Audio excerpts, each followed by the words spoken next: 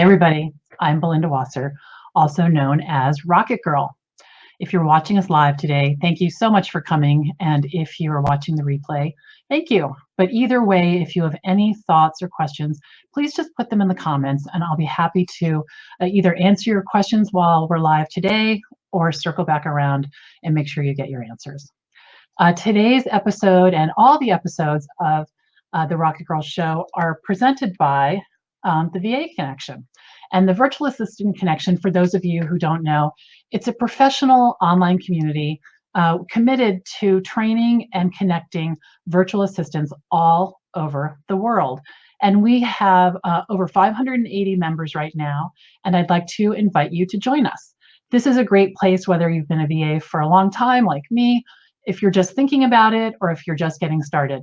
So there's two ways to find us. One is to type the Virtual Assistant Connection in the search bar at the top of the Facebook and click the join button, and you'll see the group right there. The other is to follow this bit.ly link, bit.ly.vaconnection.com, and join us that way.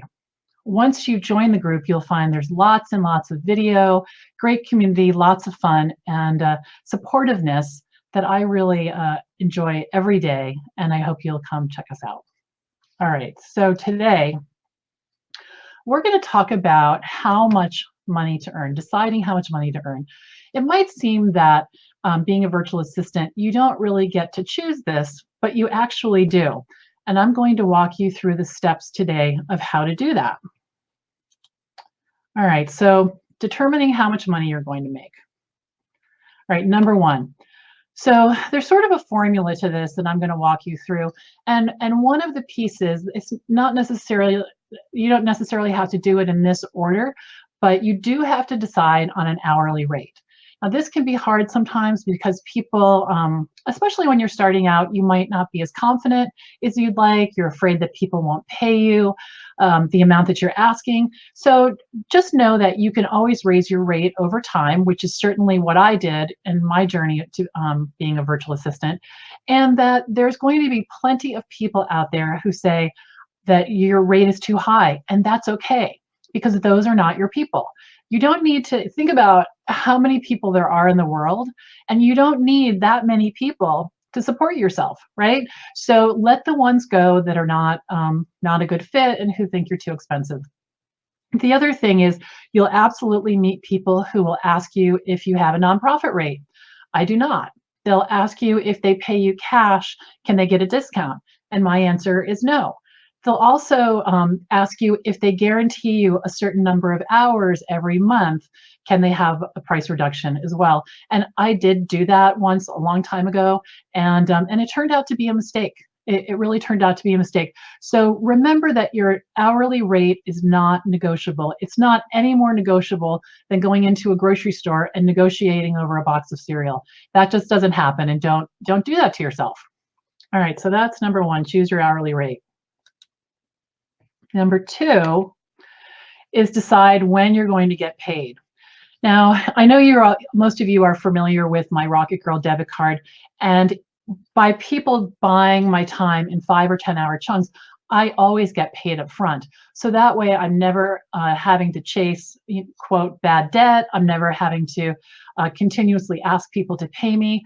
And I'm always guaranteed that I'm going to get the money that I've earned. So that's why I like getting paid up front.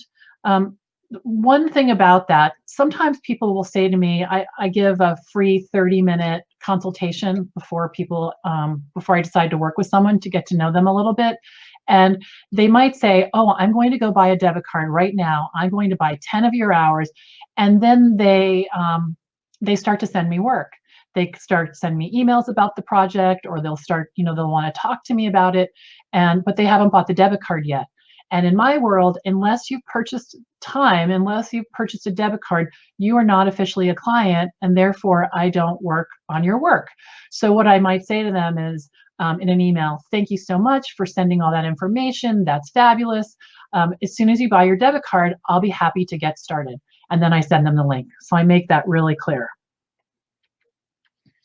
Okay, number three is determine your schedule and how many hours you want to work, and then do the math. So what I mean by this is, so if you have an hourly rate, you decide when you're going to get paid. Now you have to figure out how many hours you're going to work, and then figure out the math. So let me show you what I mean by that. All right. So let's say you've decided I am going to make $50,000 a year. Okay, fabulous. And then you decide you're going to charge $25 an hour. Okay. Now, in order for this to work, you're going to need to build 2,000 hours a year, which is 41 hours a week if you work 52 weeks a year. Now, you can start to see why the math is important, because you could have this goal of making $50,000, which is great, but you can see that the math doesn't work. It doesn't work for a couple of reasons. One, if you work 52 weeks a year, that assumes that you're not going to take a vacation, and it also assumes that you're not going to ever have a bad day or feel bad and want to take some time off.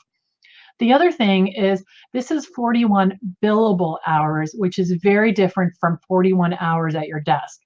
Typically, I'm at my desk, I don't actually know, but a lot. Probably 8 in the morning, 9 o'clock in the morning until 6 o'clock at night at least. And I'm only able to bill about 30, 35 hours a week because, as you know, billable hours are hours that you're focused completely on doing the client work, not necessarily answering your emails or checking your bank balance or all those other things that we do at our desk. So what you're going to want to do is reconcile this by either raising your hourly rate or changing the amount that you want to make. But you'll want to make sure that you're clear about the number you're headed toward, given the math and that you're doing with the hourly rate and the hours that you want to work, so that you can hit that goal. And then, and this is what I was just talking about. You want to figure it out ahead of time, and you want to track your progress. So I have a spreadsheet that every time someone buys time, I put in the dollar amount and the amount of hours that they paid me for, and then I have a quick calculation that lets me know where I am in terms of being on track for the whole year. So you'll want to put something like that together so that you're not in September and you realize you've only made $20,000 and you're far away from your goal, and that will be hard to reach your goal. So you'll want to track that so that you can make mid-course corrections, either in terms of your hourly rate or what you're doing to attract clients. And then the last thing I'm going to talk about today is very important, and that is to block time on your calendar. I just did this last week where I created a revenue goal for RocketGirl.